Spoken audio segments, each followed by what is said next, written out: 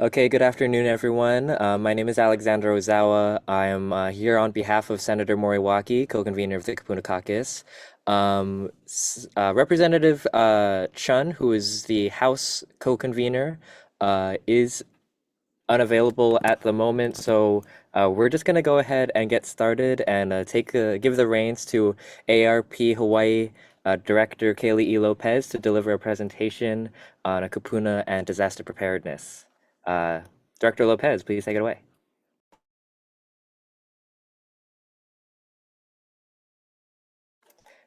I believe you're muted.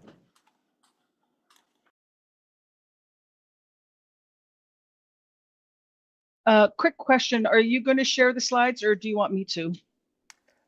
I can, but if you'd like to do it on your end, so you can advance the slides at your own pace, you can feel free to do so. Okay, I'll do that then. Thank you so much. Hold Okay, on, everyone. Thank you.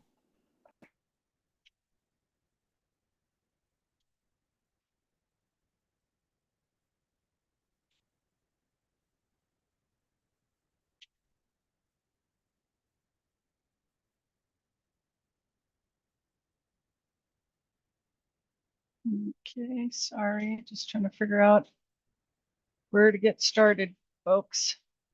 So you don't have to see my notes. Thank you all for being here today.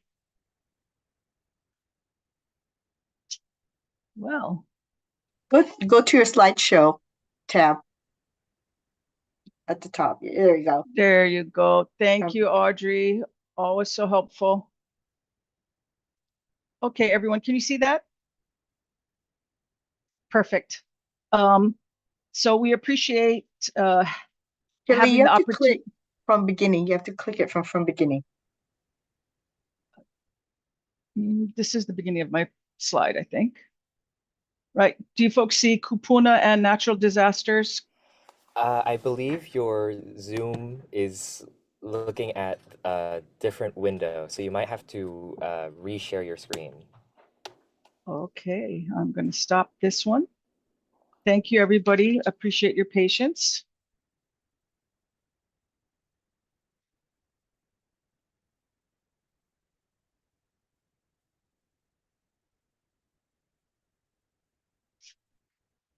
How's that look now, folks? Perfect. Perfect. Thank you, everybody. Well, before I get started, I just wanted to share a little bit about AARP.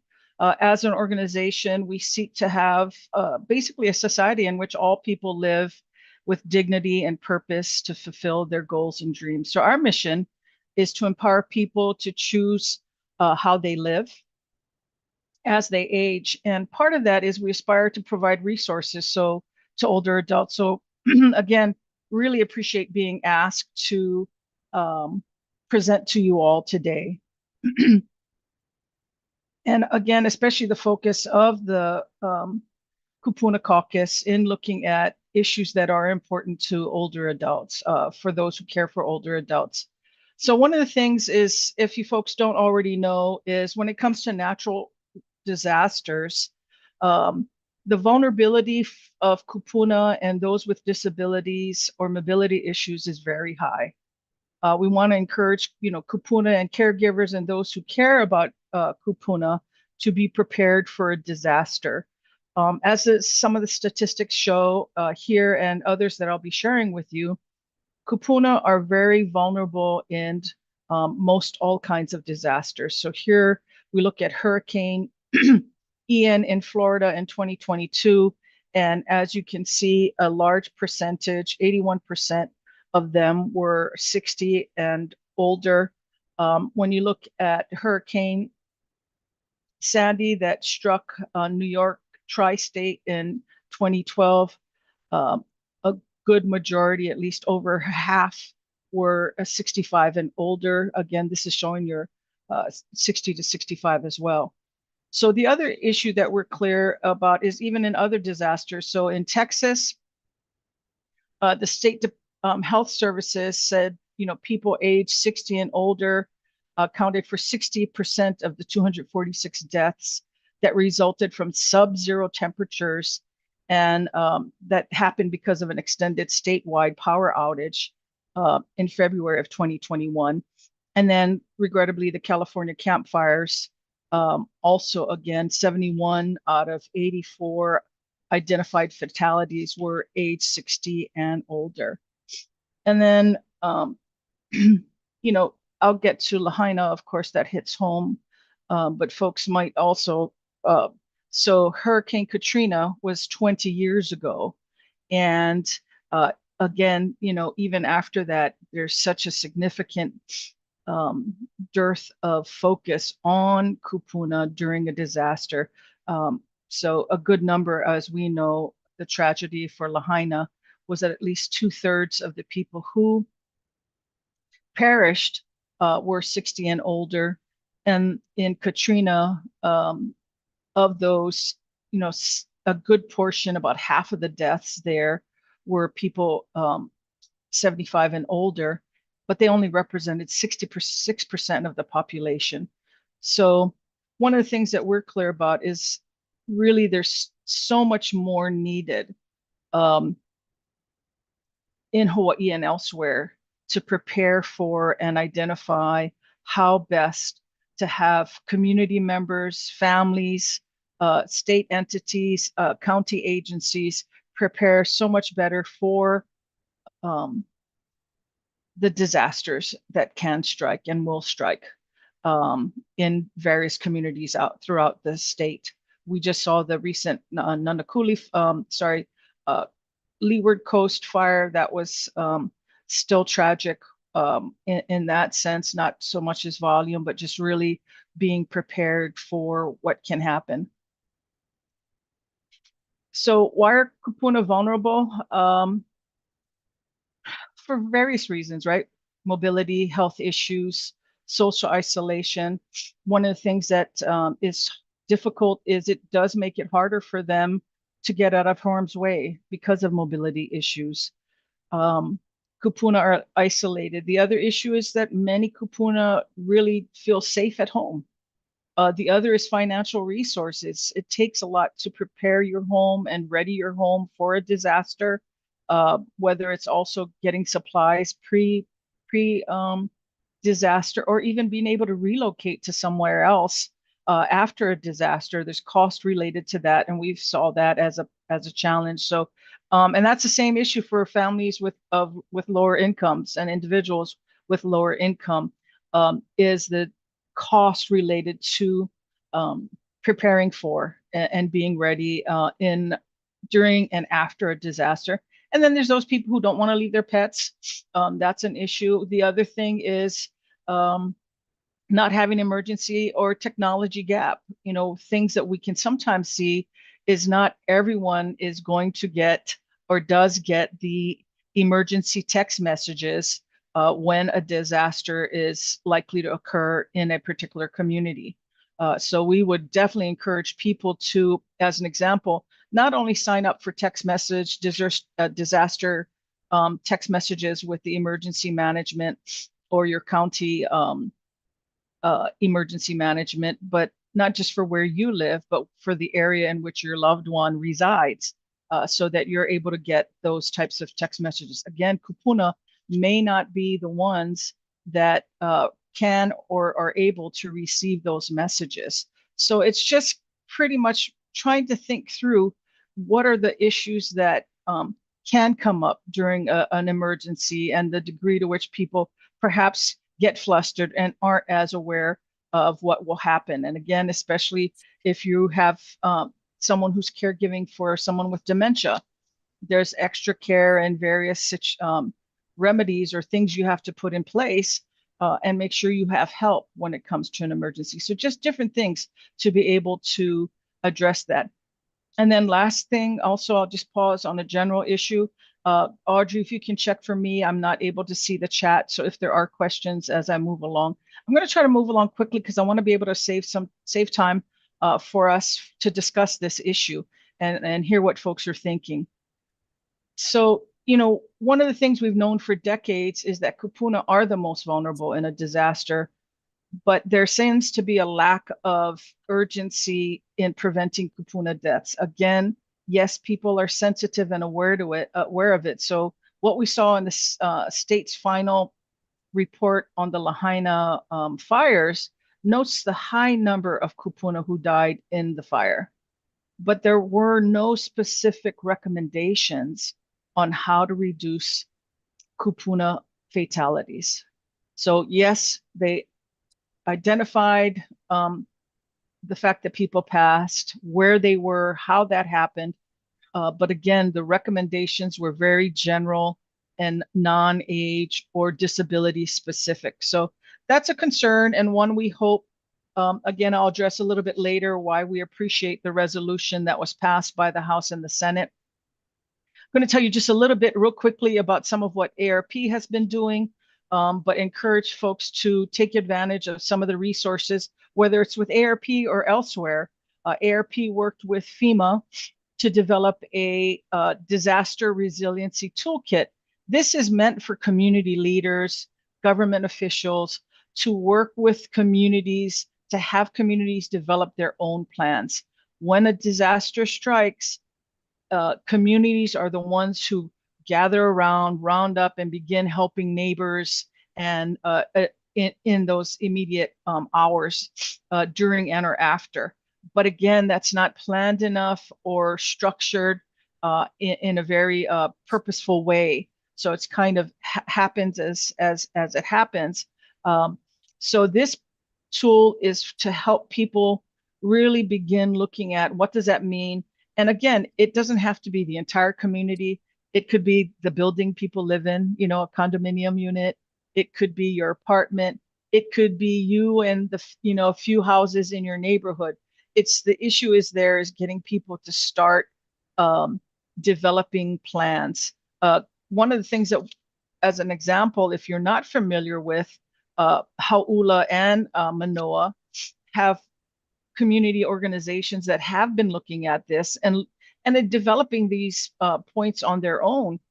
The key there is, for example, when Hau'ula, you know, with Dottie and the folks that she's working with out there, became clear that they were absolutely providing resources to their community. So let me make sure, can you folks see support for disaster resilience efforts? Or are you just seeing me now? No, we can see the slide. Okay, thank you. So in Hau'ula, Dottie and folks put in for a what we call community challenge grant with AARP for a Starlink internet device that allows them to have connectivity during a disaster. Let's say, you know, the local internet providers go down, they're able to use that Starlink connection to still have communication capability outside of the community. It included also a very recent internet hub within their facility where people can now go and access the internet through the Hau'ula Community Center, and they're also using it to train and teach kupuna how to use technology. So that's through a community challenge grant. One of the things we also did with Be Ready Manoa, again, a group that was already working to figure out how do they address disasters, and that's exactly what we're, you know, encouraging folks to do at a community level. They wanted walkie-talkies, and we AARP, again through that community challenge grant, provided walkie-talkies for their walkie-talkie network. And what they do is make sure that if there are issues, there's someone who has a ham radio.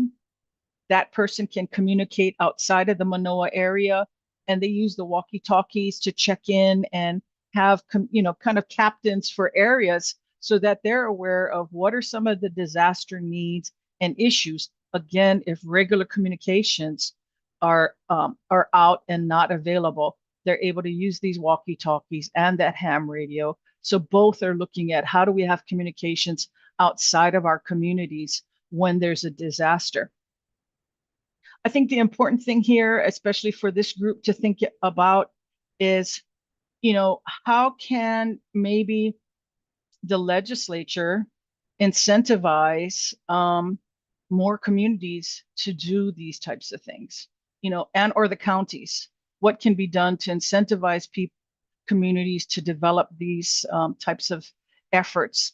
Again, we would also encourage philanthropic organizations to consider funding activities like this or efforts like this before a disaster. It's wonderful to have a lot of resources, maybe never enough, coming in after a disaster, but it'd be great to figure out how to see and understand that funding these types of things before a disaster are so critical. The other thing is the Kupuna Collective. AARP kind of helped get some of this started at the early parts of the pandemic, but it's evolved into a very robust network of, aging adult organizations. And the collective is was started with AARP, the Office on Aging, the Honolulu Elderly Affairs Division, and the Hawaii Public Health Institute. The Hawaii Public Health Institute and the University of the Center on Aging, though, is continuing to keep this going. So yes, during the pandemic, it was critical that we all got together and worked through first the food insecurity issues and then vaccination. And one of the things that was wonderful to see was all of these organizations coming together during the pandemic. But importantly, we all understood the importance and need for this collective to continue for when the next pandemic or large scale disaster could occur. So having a robust network was critical. But again, funding and philanthropic support for things like the Kupuna Collective with the Public Health Institute, again, whether it's state, county, or philanthropic, having these types of networks available to support efforts in the care of kupuna are critical. I'm just going to quickly go over this because I'm presume everyone understands this. What we learned during the pandemic, again, an issue that is important and would be helpful to get some focus and support on, is the importance of language. In language, information is critical. A good number of people who live in Hawaii, about, I think, 1 in 4 kupuna in Hawaii speaks a language other than English. So one of the things that the collective did, especially with the help of the Honolulu Area Agency on Aging, was provide translators who spoke the language of individuals in these senior housing properties. And they basically went door to door and said, hey, come downstairs. We've got vaccination opportunities for you. And Hawaii had one of, if not the highest, vaccination rate of seniors in the country. And then, I think so. The other thing on this issue of nursing homes, absolutely, the Department of Health and Hawaii, the Healthcare Association, were very heavily focused on nursing homes, which have hundreds of individuals who require special care.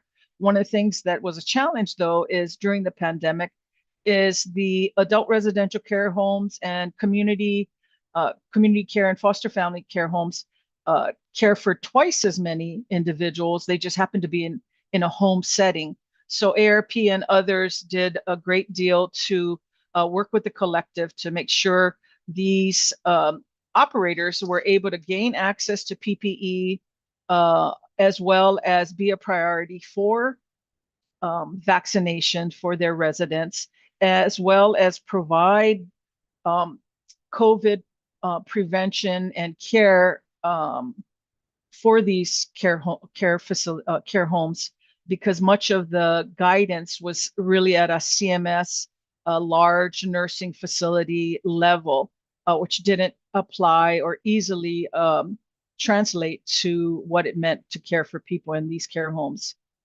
Again, the other thing, as I talked about, was the food insecurity. That learning helped result in high uptake. One of the things that's key around that issue was the Meals on Wheels program. During the pandemic, they did, and still now, it's more than about delivering food, right?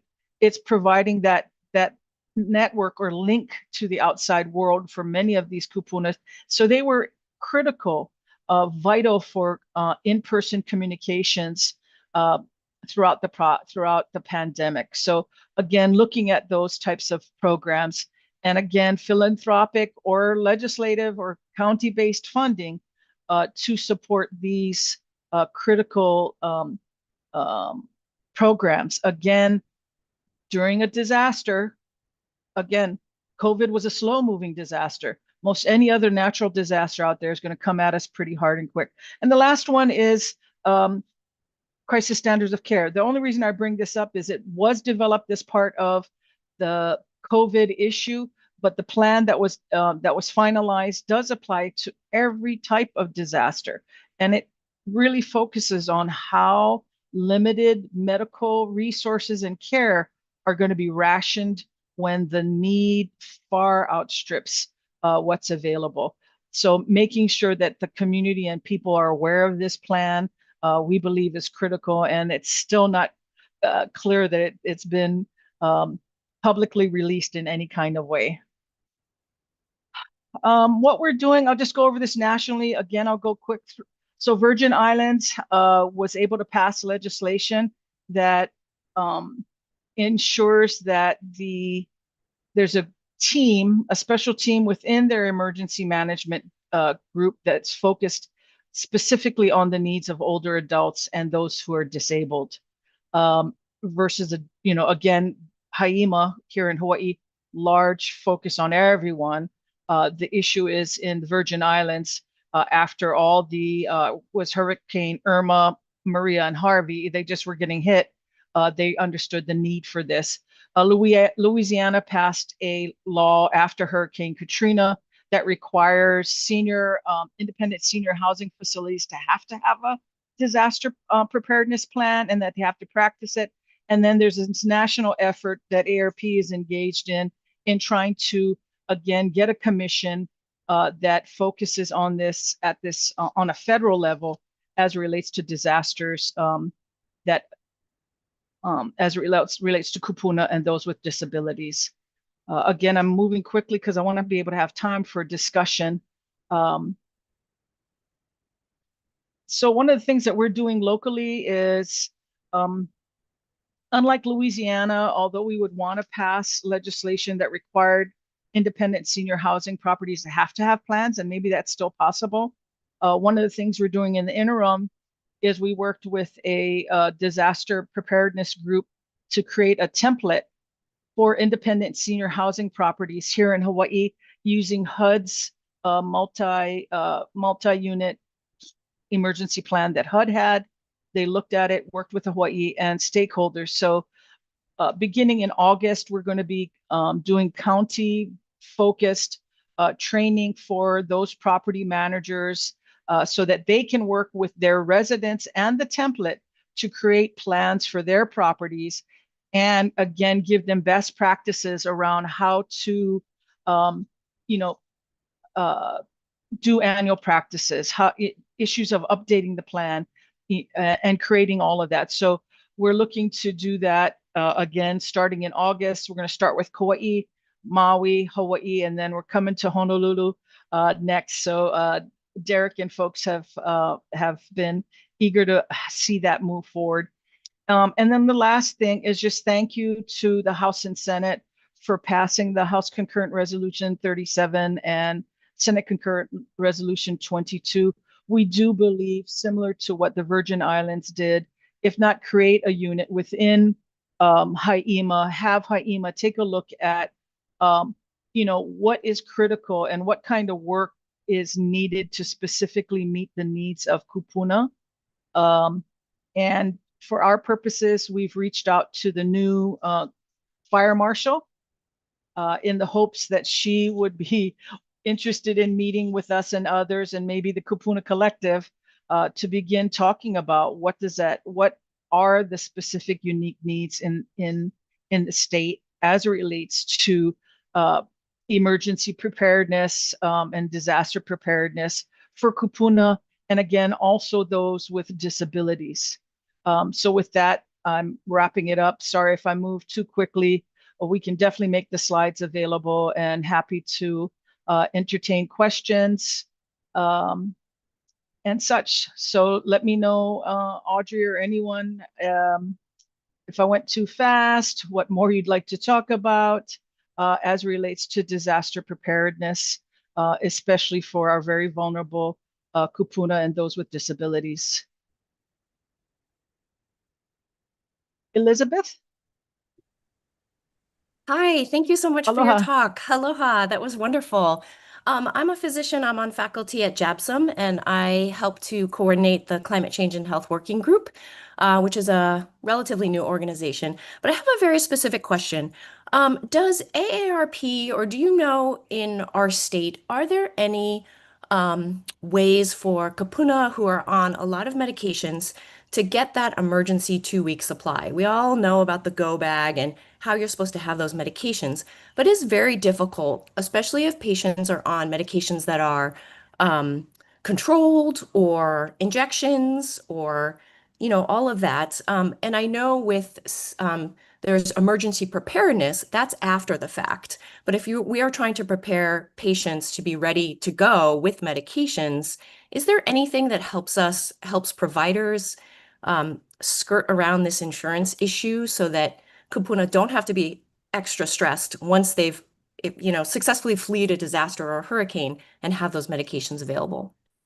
That is a very good question, and we have others on.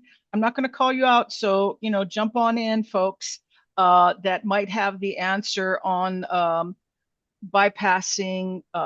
Again, you're talking about, if someone should need prescription drugs that exceed their 30-day limit or whatever the case may be. Craig, I see you have your hand raised. I don't know if you can answer that question. Yeah, so I have medication. I have a whole bunch of medications, high blood pressure, diabetes. Usually there's a period like about 2 weeks before the medications you need to renew that you can get your medications, your prescriptions renewed. So to build up my emergency supply, because I'm very aware of that, I would order medications, right when they become available. And if you do it 2 or 3 times, then you can get a 1 month supply or longer. So that's you just have to do it ahead of time so that you can build up reserve for an emergency. The bigger issue is medications that need refrigeration. That's something that individuals have to talk to their physician and pharmacists about, because some medications, even though they require refrigeration, they're still effective if they're not refrigerated. They're just not as effective, but they still are effective, and you can still take them.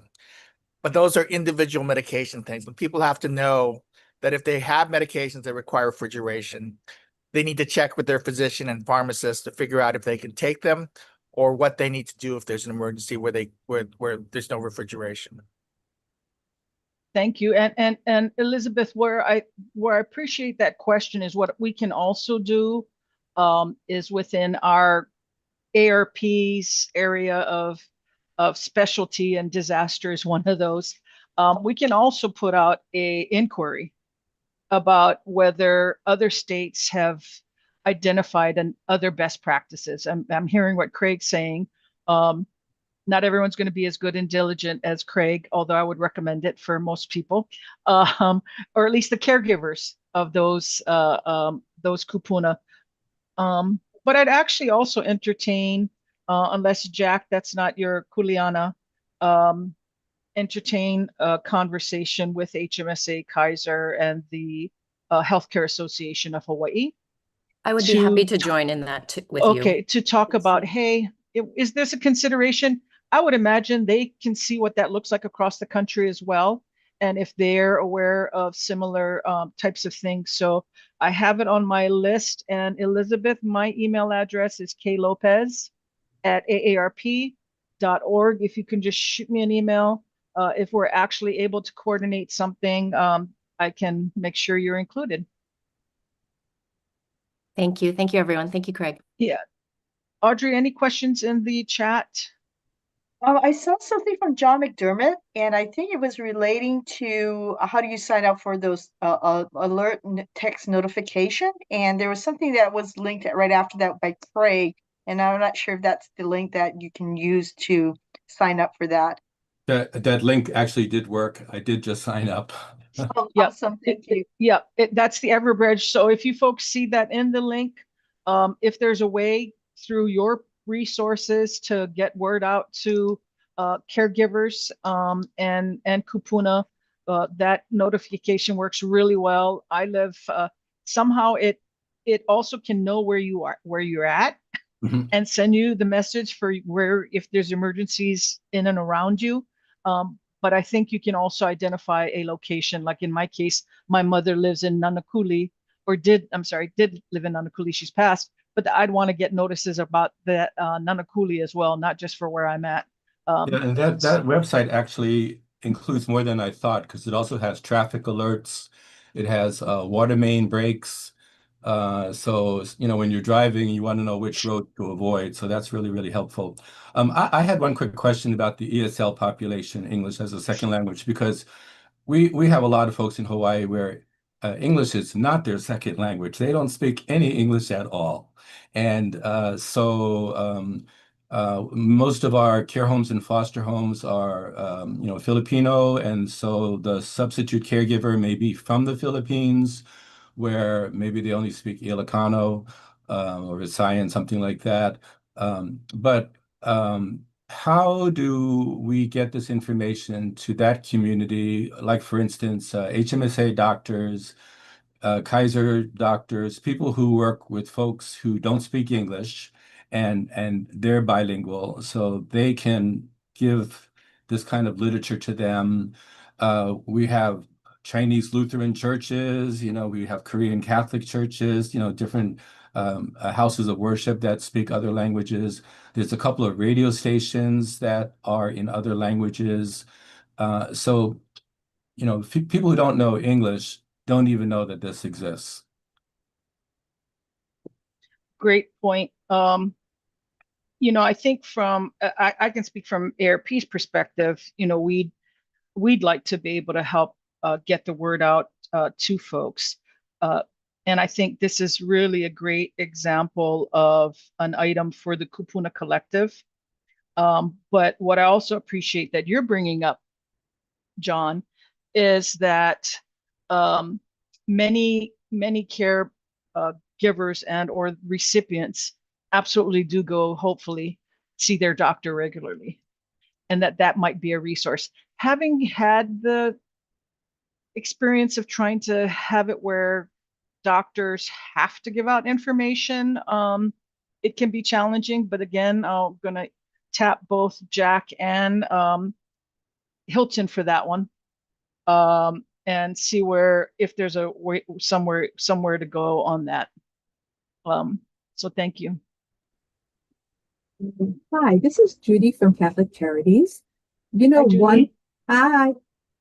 Maybe one possibility is give a list of all the different language radio stations and put that and make that available to people, because then the announcements can come in their languages. Maybe they can turn to that particular station, or whether radio, TV, or whatever it might be, and the information can be broadcasted to multiple people at one time.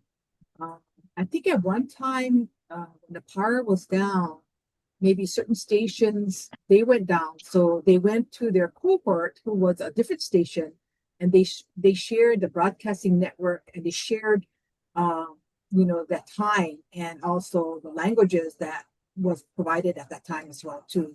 So that's something that maybe to make a concerted list of, possible resources like that, and pass it out to people already as part of the disaster kit. So people will be aware of where to call, or tune into, and all that things too.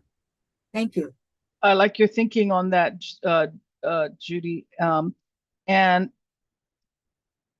folks, I've been so out of the loop since the pandemic on some of these issues. Does anyone know who took over for AB in the OLA, Office of Language Access? Caroline? Oh, can't hear you. Sorry, my dear. It was May Mizuno. Oh, May Mizuno is there Mhm. now? Yes. Oh, okay. Anyway, that she might be Mizuno. Okay, I think I have her email address. But anyway, I think that's a great idea to include something like that in a disaster kit, right? When you know language is an issue, but it's really the degree to which one works with those radio stations. Presumably during disaster, they're getting information out in language. I don't know, and would be assuming quite a bit. Craig, are you still on? Craig Gima from AARP. I'm here. Thoughts about that issue of the language based. I mean, we've worked with the Filipino ones, and I'm sure Yeah. there are other ones out there. Not Thoughts about that? Not this past legislature, but the session before this, I believe, because we worked with AP on it, that the legislature gave funds and positions to HIEMA to create a language office within HIEMA. So I'm not sure what the status of that is now. It might be a question for HIEMA to see if they've actually what they've done with the funds and positions, and if they've started reaching out, and if in their they have a certain amount of money for public education, if they use any of that for language. Okay, thank you, Craig. I knew you'd have some reference to that. Other thoughts folks have, especially with regards to things that you're thinking about for your organizations or legislation, any of the things that we brought up that you think might be a great idea. So one, I would hope out of potentially that resolution, don't recall who's going to be the one to make sure HIEMA focuses on what the resolution says. And of course, it's just a resolution. But again, that's something similar to what it looks like the Virgin Islands did, related to having a specially focused group within their emergency management that is paying attention to the needs of Kupuna and those with disabilities. I'll say, for example, in our efforts, we have seen, for example, Hawaii County, the Office on Aging there, the Area Agency on Aging, actually keeps a register of Kupuna in the community. Now, it's not that they have to be people who actually have used their services, though. So it's not like you register just any Kupuna. But they keep a registry of Kupuna in the community, and when it's clear something's happening within a particular area, they have a mechanism or way to either alert those people or check in on them to see how they're doing. Easier, perhaps, although still probably difficult for a small community. Honolulu, I think, would be relatively challenging, but there are those types of programs out there as well. And then Kobe or Alex, I'm not sure if you're on. Oh, James, go ahead, James. Aloha. Yes, thank you so much. Thank you for your presentation. Kind of on your last point, I just want to share, and my apologies if it was brought up earlier, but in this space, the Kupuna Collective and Climate Change and Health Working Group are in partnership. There was a recent Department of Health award that went out to fund kind of what's calling like a Kupuna Climate Champions Year pilot project, essentially holding community listening session type events, but really pairing nurses or doctors to give like climate change and health training to Kupuna champions. It's almost like a training of the trainers who then can go out into different community spaces and relay important information about climate health, thinking like temperatures and like how it impacts aging bodies or the kind of connections between certain medications and heat and thermoregulation. So that just will be kind of coming out this year. So just be on the radar. And we're working closely with Lindsay on this, Lindsay Elegant on that. So yeah, just want to share that. If you remind Lindsay to loop ARP in, we'd love to. I'm not sure how we would engage, but we absolutely could help in many ways. And if you aren't, and it's too late, HPGS is having their biennial conference in September. If you want to get a hold of a lot of practitioners, that would be it, right? Tani, help me remember, or somebody else. HPGS is Hawaii Pacific Gerontological Society. You got it. That's Okay. correct. I always get messed up. Anyway, they're having their biennial conference, and good point. There probably should be one on disaster, climate-related issues. I just don't know if it's too late. I can probably, James, are you folks already doing something with them? No, it's not too late. No, thank you for sharing that. Oh, no, I meant too late for their schedule. But here's what I'm going to do. Oh, yes. You send me, or Tani, I got you, Tani, but James, if you want to send me an email, I can connect you to the people who are planning that conference. So Kay Lopez at aarp.org. And I can just shoot you their contact information. And Judy and John, although our focus at the event is really around Social Security, I'm realizing and maybe James, if you folks are able to get a session, that issue of encouraging doctors to let people know what they need to do to help their patients prepare for an emergency. Sounds like a great one. Anything else? Oh, and so for Senator Moriwaki's staff, you may know, I want to make sure we've gotten, or you or she's gotten what you hoped this presentation for this group was meant to accomplish. So let us know if there's anything else. ARP is willing to help. We're not the experts. Many of you on this are clearly doing the groundwork in addressing the issues for Kupuna. So would love to hear from folks in whatever way. I'm just trying to while we're all here get more out there if folks have thoughts. Mahalo Yes, thank for you your very much, presentation. Direct. Oh, sorry. Yeah, go ahead. Go ahead. Is that you, Kobe? Yeah. Or Alex? Yes, thank you very much for your presentation. If no one else has any other questions, yes, go Tanya ahead, does. please. Sorry to interrupt. Someone had mentioned Haima earlier. I was watching on YouTube. I was like, oh, I should join the Zoom. I understand that they have hired a limited English proficiency specialist, and I got to meet him at a community engagement outreach. So maybe we can connect everybody to continue this conversation. That'd be perfect, Tani, because that was definitely. I'm glad you jumped on, because that was Craig wondering if where that had gone. So great to hear that Haima filled that position.